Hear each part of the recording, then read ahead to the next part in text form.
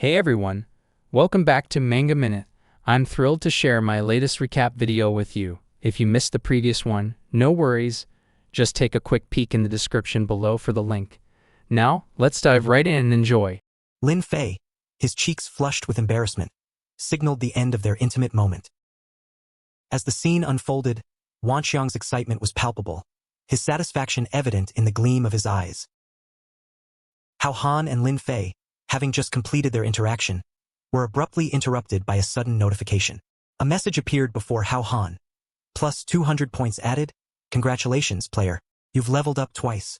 You are now the first player worldwide to reach level 3. Level 3 players have a higher chance of drawing advanced items. Please draw a card. 3 shimmering cards materialized before him, suspended in midair. Without hesitation, sensing an impending threat, Hao Han, his instincts sharpened, made a swift decision. The iron entrance door suddenly burst open with a resounding bang, revealing a 3-headed wolf monster, its menacing form lunging towards Lin Fei. Reacting with the urgency the situation demanded, Hao Han snatched all 3 cards at once, a bold move that was immediately rewarded. Another notification flashed. Congratulations, player, you've obtained an S-level equipment, Azure Dragon Armor, with the component Azure Dragon Fist Gauntlets. The moment the wolf monster charged, Hao Han sprang into action. With a shout of command, he activated the power of his newly acquired gauntlet. The force of his punch, infused with the might of the Azure Dragon, struck the beast with immense power, driving it into the floor and causing a massive explosion. From a distance, Tang Sea observed the scene with a calculating grin. The 3-headed wolf had been obliterated by Hao Han's attack, a clear demonstration of the formidable tricks Hao Han had at his disposal. Xiao's thoughts churned with admiration and a tinge of envy as he realized just how powerful Hao Han had become. But in that moment, a plan began to form in his mind, one that promised to turn this power to his advantage. Hao Han's eyes widened in astonishment as he felt the immense power coursing through him. The Azure Dragon Gauntlet had far exceeded his expectations, its strength undeniable. Wanxiang, ever the knowledgeable guide, elaborated on the significance of Hao Han's newly acquired equipment. The Azure Dragon set, one of only 4 S-level equipment sets, possessed 5 components. When fully assembled, it could rival even the legendary SSS-level god equipment, making it an extraordinary asset. Grateful for this revelation, Hao Han expressed his thanks with a deep bow, acknowledging Wanxiang's wisdom and intelligence. He knew that with Wanxiang's guidance, he had a greater chance of acquiring the remaining components of the Azure Dragon armor set and witnessing its full power. Wanxiang, with a tone of pride, assured Hao Han that adjustments would be made to increase his chances of drawing the rest of the set. As Wanxiang's words echoed in Hao Han's mind, he couldn't help but smirk inwardly. His earlier flattery had worked perfectly, revealing a way to manipulate the system to his advantage. However, just as he let his guard down, an ice projectile suddenly hurtled toward him. Instinctively, Hao Han raised his gauntlet, the Azure Dragon's power surging forth to neutralize the attack. The sudden assault left Hao Han seething with anger. He had been attacked out of nowhere, catching him off guard. His frustration boiled over as he questioned the system's competence, wondering how the enemies could have gotten so close without triggering an alert.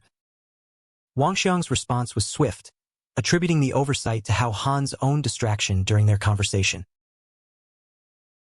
Tang Sea scoffed as he observed Hao Han, his eyes narrowing with interest. The young man before him possessed some impressive gear, enough to pique Xiao's desire for conquest. He offered Hao Han a chance to join forces, proposing that together they could rule the world. But Hao Han, his tone laced with mockery, swiftly declined the offer, expressing only a desire to return home and sleep, brushing off Xiao's ambition as an inconvenience. Xiao's temper flared at the rejection. Deciding that Hao Han needed to be taught a lesson, he launched another attack, ice projectiles hurtling through the air with deadly precision. Hao Han, fully prepared for the confrontation, ordered Lin Fei to focus on rescuing civilians and evacuating her father. Taking a defensive stance, Hao Han used the power of his Azure Dragon Gauntlet to shatter the incoming ice, the force of his punches neutralizing the deadly shards. But Tang Sea wasn't finished. In a burst of speed, he closed the distance between them, his fists swinging toward Hao Han with lethal intent. His taunting words underscored his confidence. He believed his combat experience far surpassed that of Hao Han. Hao Han, caught off guard by the ferocity of the attack, momentarily panicked. Thoughts of defeat flickered in his mind, but the Azure Dragon Gauntlet proved its worth. It absorbed the force of Xiao's punches with ease, neutralizing the impact. Seizing the opportunity, Hao Han counterattacked with a powerful blow, sending Xiao flying out of the building with tremendous force. As Tang Xiao was repelled, Hao Han stood in stunned disbelief, struggling to comprehend how he had managed to overcome such a formidable opponent. Wang Xiang's voice broke through his bewilderment, reminding him of the S-level status of the Azure Dragon armor. The armor's ability to block any attack and unleash a counterforce 10 times as powerful had ensured Hao Han's victory. Wang Xiang had promised top-tier equipment, and he had delivered. Hao Han, filled with gratitude, bowed deeply in acknowledgement of Wang Xiang's support. But before he could fully regain his composure, another figure emerged from the shadows, swinging a punch with deadly intent, his voice filled with grim determination. Lin Fei rushed toward the medical room, her heart pounding with anxiety. She called out for her father, but the room was empty.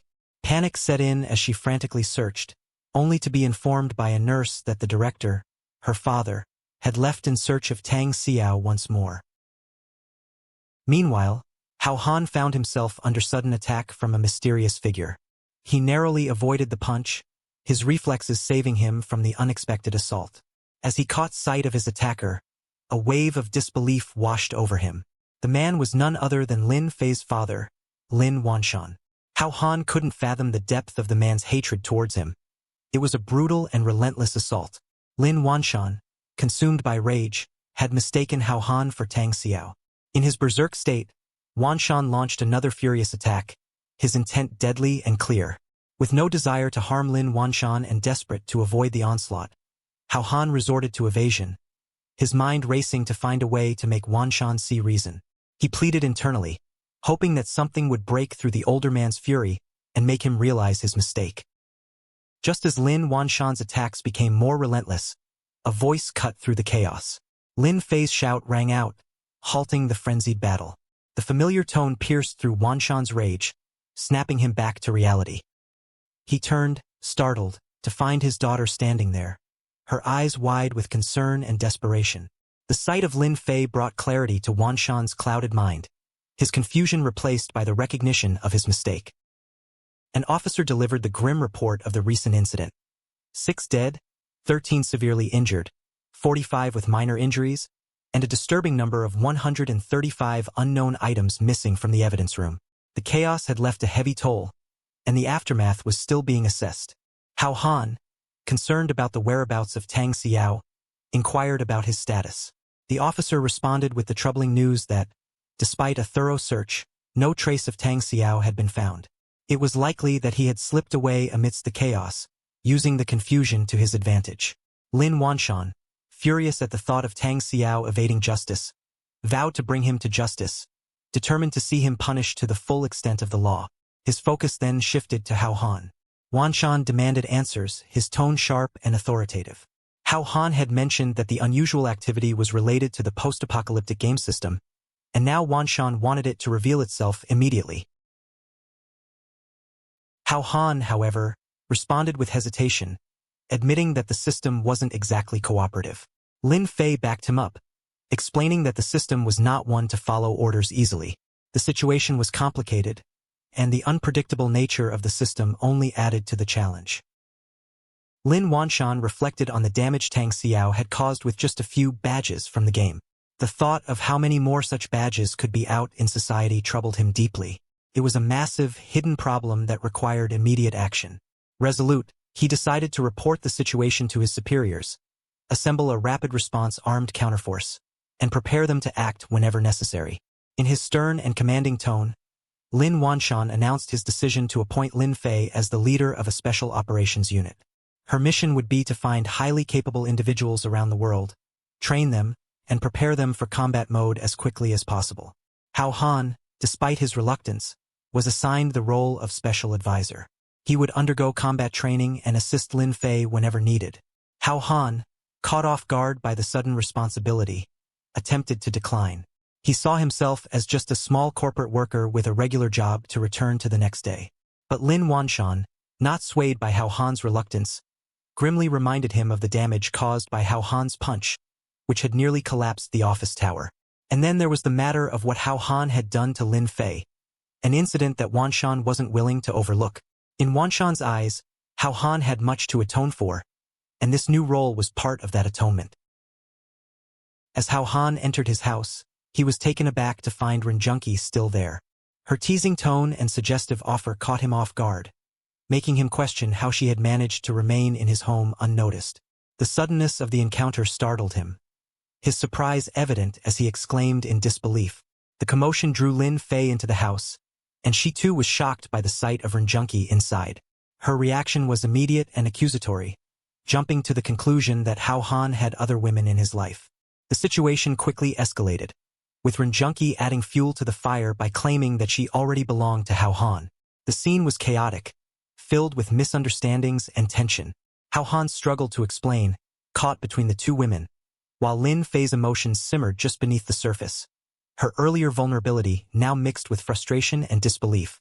The situation had spiraled out of control, leaving Hao Han to navigate the complex web of emotions and accusations that had suddenly engulfed him.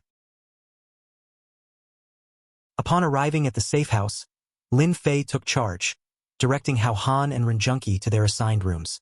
The safe house, a secure location provided by the Special Service Bureau, was designed to be a haven where Tang Sea could not track them down. Lin Fei informed Hao Han that his room was on the second floor, conveniently located next to hers, ensuring she could assist him if needed. Her tone shifted, however, when addressing Renjunki, whom she curtly assigned to the garage, her annoyance evident. Renjunki bristled at the arrangement, questioning the fairness of being relegated to such a space. Sensing the growing tension between the two women, Hao Han stepped in, attempting to calm the situation. He pointed out that Renjunki had proven herself capable earlier, nearly burning down his house with her abilities. He expressed relief that she was on their side, ready to aid them in the upcoming fight. Lin Fei, still irritated, dismissed the conversation with a sharp remark and announced her intention to rest, leaving Hao Han and Renjunki alone. The atmosphere between the two shifted as Renjunki, ever the flirt, suggested they head to Hao Han's room together. Hao Han, however, was quick to decline, his exhaustion from the day's events overwhelming any other thoughts. He suggested they retreat to their respective rooms instead, needing time to recuperate. Renjunki's response was emotional, her eyes welling up with tears as she questioned whether Hao Han still cared for her. Panicked, Hao Han hastily reassured her, explaining that his fatigue was the only reason for his reluctance. He promised that once he was rested, he would fulfill her expectations, hoping to soothe her wounded feelings. With that assurance, Renjunki softened, urging Hao Han to take care of himself. She agreed to wait patiently for him, her voice filled with a mix of anticipation and concern. As they parted ways for the night, the tension in the air lingered, a blend of unresolved emotions and the looming threat that still hung over them.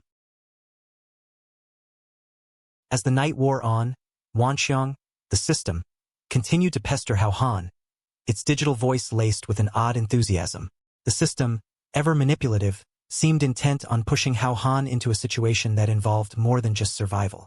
Wanxiang hinted at the potential rewards that awaited if he were to embrace a more scandalous path with the two women by his side. Hao Han's irritation grew with each passing moment. The absurdity of the situation gnawed at him, and he could no longer hold back his frustration. Reflecting on the system's persistent demands, he pondered aloud why Wanxiang, an omnipotent entity, would be so fixated on seeing him engage in such a morally dubious role. The answer, it seemed, was clear to Hao Han.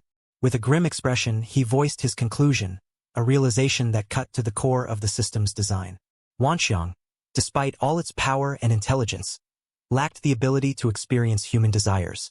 It was an omnipotent system, but one that could never fulfill the very urges it attempted to impose on others. Hao Han's accusation struck true, revealing a vulnerability within the system that even Wanxiang could not deny.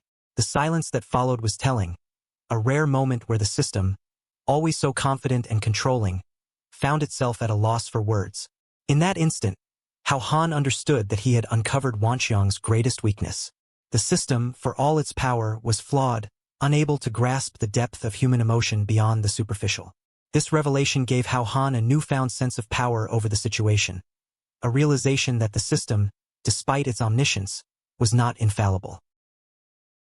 Wanxiang once thought that the apocalypse game he created had no difference from the real world, but then he realized that world was missing the most important joy. The joy of sexual intercourse. Even with all his wisdom, he couldn't give them the pleasure of sex.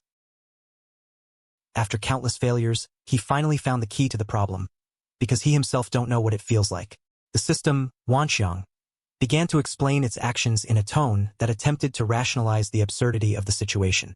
It likened itself to those who indulge in certain types of hentai comics, desperate to understand an experience it could never have firsthand. Without the ability to feel true emotions, Wanxiang resorted to observing Hao Han, hoping to gather data through him. Hao Han's irritation only deepened. He couldn't fathom why an omnipotent system would fixate on him when there were countless other sources of information online.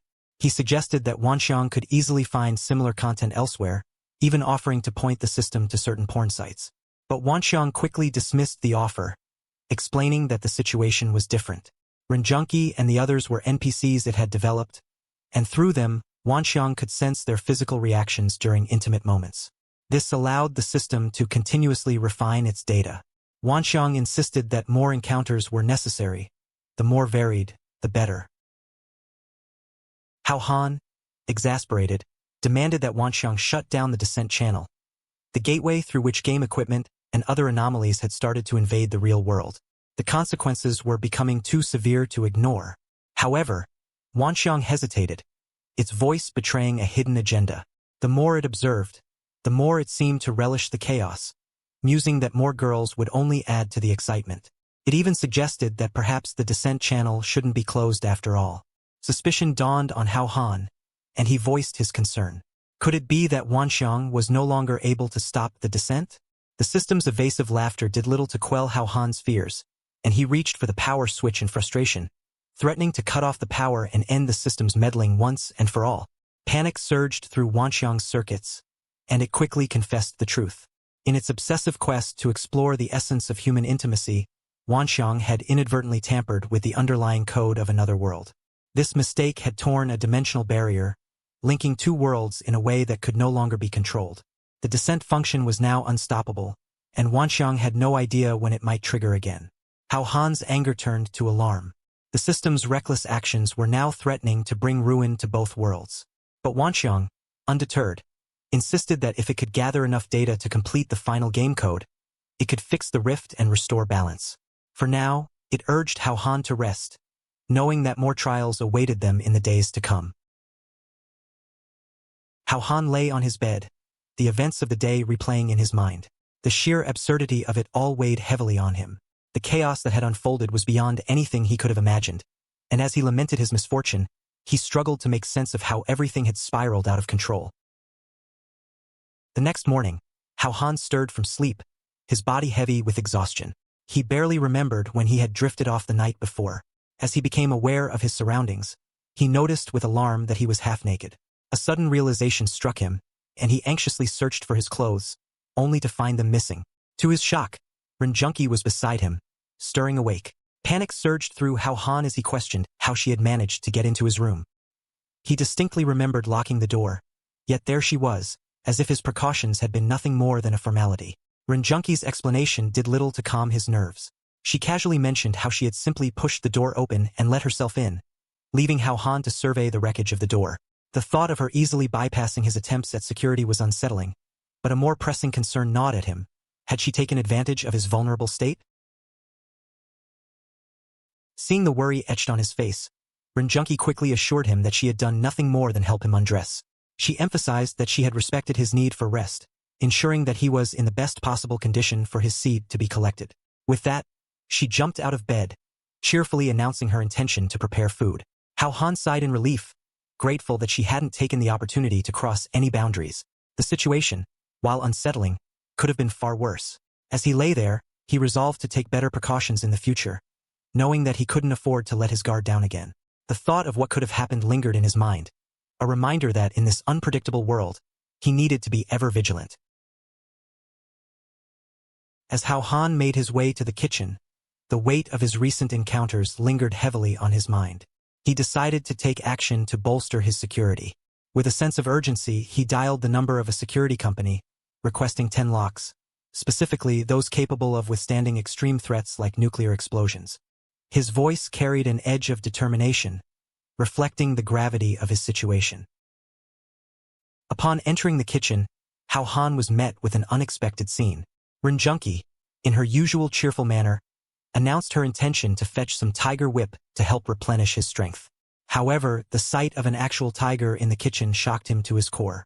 The absurdity of the situation was not lost on him as he demanded the immediate removal of the tiger. Rin Junki complied swiftly, leading the tiger out of the kitchen and preparing to return it. The moment she left the house, the door creaked open to reveal a woman with a sword, her presence commanding immediate attention.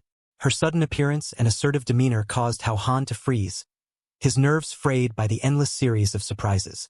The woman introduced herself as Lioo, attempting to ease the tension with a calm and reassuring tone. Despite her attempt to appear non-threatening, the sight of her armed with a sword and her direct approach only added to Hao Han's growing unease. She explained that she meant no harm and only wished to borrow something from him. In that vast continent, the Northern Wind Empire is the strongest nation, with vast territory and strong military. All under heaven are my subjects. However, half a year ago, vicious demons attacked the country. The prosperous capital was burned to the ground, and the elite forces of the kingdom were completely wiped out. Bear a deep blood feud, seeking a way to defeat the demons. The only hope is to retrieve the sword that once conquered the land and established the Northern Wind Empire again. The kingdom's guardian dragon general. Lioo's presence was commanding, her demeanor serious as she laid out her intentions. She revealed that Hao Han's great-great-great-grandfather, Yi Dojian, was a crucial figure whose bloodline held the key to restoring a fallen kingdom. Lioo's quest was to reclaim this lineage from Hao Han, believing that it was essential for her to fulfill her mission. Hao Han, already overwhelmed by the bizarre turn of events, pleaded with Lioo to take what she needed and leave promptly. His sense of urgency stemmed from his desire to end the constant upheaval and return to some semblance of normalcy. Lioo, however, was insistent. She warned that demons were also in pursuit of Hao Han, and he possessed a vital secret needed to break their final seal. She assured him that once her mission was accomplished, she would personally ensure his safe departure. Frustration and disbelief marked Hao Han's response as he grappled with the seemingly relentless and unreasonable demands placed upon him. Lioo's final command was clear and unyielding. There would be no more discussion. The confrontation was set to begin, and Hao Han was left to confront yet another daunting challenge in his tumultuous life. As Lioo's gaze fell upon Hao Han's exposed form, she murmured with an approving tone, noting the impressive size that befit the descendant of the guardian dragon general.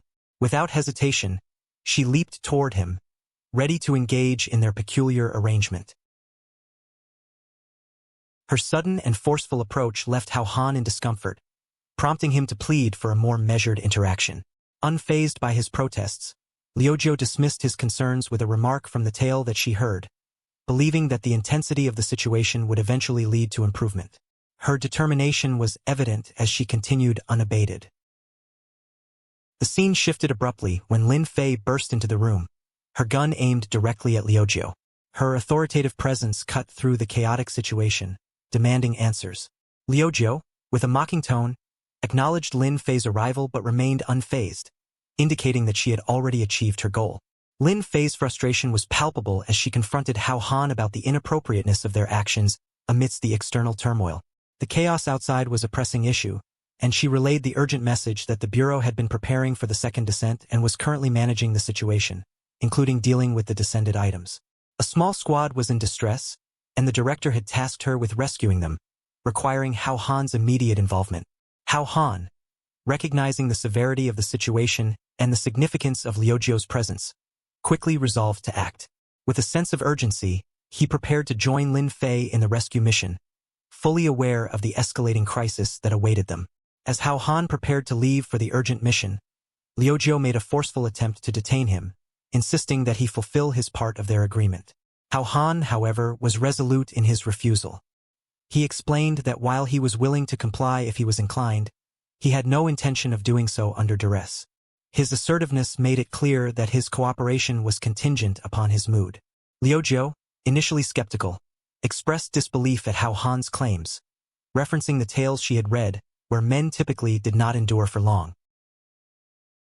Han countered her doubts with a pointed remark about the unusual nature of his situation, suggesting that her literary sources did not cover the specifics of his extraordinary size. Acknowledging his point, Lioo reluctantly agreed to wait until Han was more amenable. In return, Han proposed a compromise. If Lioo was to assist him in his current predicament, he would be more willing to provide what she sought when the time was right. With the terms set, Lioo accepted the arrangement and inquired about the nature of the enemies they would face. 20 minutes earlier, the scene was fraught with urgency as an officer's voice crackled through the radio, his tone laced with desperation. He called for Squad D to respond, demanding their location amid the mounting chaos. On the other end, a strained voice came through, reporting their position near the Fengyang Street parking lot. They were under heavy assault from terrorists and urgently needed elite reinforcements. The officer, maintaining a professional composure despite the dire circumstances, confirmed that the message had been received. He assured the squad that Captain Lin Fei would be dispatched to their aid promptly, instructing them to hold their position until further assistance arrived. As the car hurtled through the streets, Han's anxious voice rose above the din, pleading for Lin Fei to slow down. Despite his pleas, Lin Fei remained resolute, her voice cutting sharply through the tension as she commanded him to be silent. Over the radio, an officer from the special support team relayed their presence and awaited instructions. Lin Fei, her focus unwavering, directed the team to prioritize the rescue operation. She instructed vehicles 1 and 2 to follow her into the danger zone, while advising the remaining vehicles to stay outside, prepared to provide support. Suddenly, a barrage of bullets struck near Lin Fei's car, and she managed to maneuver away from the incoming fire with quick reflexes. Stunned by the unexpected attack, she scanned the area in disbelief. Han, spotting the source of the danger, pointed out the position of the enemy sniper team located on the second floor of a nearby building. Lin Fei, reacting swiftly, ordered her team to spread out to avoid further sniper fire. Meanwhile, Han turned to Lady Lioo, instructing her to take immediate action. Lioo, responding swiftly, engaged the sniper team with precision, neutralizing the threat in no time and clearing the path for the rescue operation. As the immediate threat was dealt with, Lin Fei reported that the sniper had been taken care of and urged her team to remain vigilant for any further dangers. Han murmured in disbelief about his unexpected gain in experience. He was momentarily buoyed by the idea that his newfound strength came from doing nothing. The revelation that Lioo was considered one of his subordinates, earning him half the experience she accumulated, filled him with a sense of exhilaration. He imagined the prospect of becoming the ultimate king of freeloaders, basking in the benefits while others did the heavy lifting. His euphoria, however, was abruptly shattered by a deafening explosion that erupted from behind the car. Han's head snapped toward the source of the sound. The scene before him revealed a formidable level 4 monster, a celestial mechanism snake. Its imposing, serpentine form loomed ominously, signaling a new and dangerous challenge on the horizon. In the midst of chaos and panic, Han's urgent shout for help cut through the confusion as he and Lin Fei scrambled to escape. He attempted to use his earth-binding cage skill to restrain the celestial mechanism snake, but the skill proved insufficient against the monstrous creature. The snake's immense power and resilience thwarted his efforts, making it clear that his abilities alone couldn't halt the beast. Realizing the gravity of the situation, Han reluctantly acknowledged that he would have to confront the problem head-on. The presence of the celestial mechanism snake suggested a carefully laid trap, and he knew their only hope lay in breaking through the enemy lines. Lin Fei, determined not to retreat, insisted on fighting alongside him. Her resolve was clear, but before they could act, Lioo intervened. With a firm and confident demeanor, Lioo assessed the situation and declared that neither Han nor Lin Fei was a match for the celestial mechanism snake. Recognizing the well-prepared nature of their enemies and the formidable strength of the monster, she took it upon herself to handle the threat. Her declaration left no room for argument, as she urged Han and Lin Fei to seize the opportunity to break through while she occupied the snake. As the battle raged on, Hao-Han's frustration reached its peak. Desperate for a powerful skill to combat the celestial mechanism snake, he called out for the system to provide him with a high-level ability capable of taking down the beast in a single strike. However, contrary to his expectations, the system remained unresponsive. Hao-Han's attempt to draw a powerful card yielded nothing of value, leaving him empty-handed and enraged. His anger flared as he cursed the system, feeling betrayed by its lack of support. Wanxiang, the omnipotent entity behind the system, explained the situation, noting that card drawing involved probabilities and could not always guarantee desirable outcomes. The system's usual tendency to provide useful skills seemed to have faltered this time. Hao-Han, seething with frustration, accused Wanxiang of being unfair. He speculated that his lack of fan service, a previous motivator for the system's cooperation, was the cause of its current unwillingness to assist him. An explosion suddenly jolted through the car as an arrow embedded itself in the vehicle and detonated. The shockwave rocked the car, causing Hao-Han to gasp in alarm. In the midst of the chaos, Lin Fei, who had leaped into Hao-Han's lap to shield herself from the blast, noted the source of the commotion. The arrows, which had burst upon impact, added to the mounting danger. The car's stability faltered as it was rocked by the force of the explosion. Hao-Han, overwhelmed by the turbulence and the unfamiliar terrain, shouted in distress, unable to understand the sudden peril they faced. Lin Fei, crouched close to him, felt the discomfort of the gun strapped to Hao-Han's waist pressing against her. She pointed out the intrusion with urgency. Amidst the escalating chaos, Hao-Han realized the precarious situation of his firearm, which was at risk of damage due to Lin Fei's proximity. His panic heightened as he worried about the potential harm to his gun while Lin Fei sat on his lap.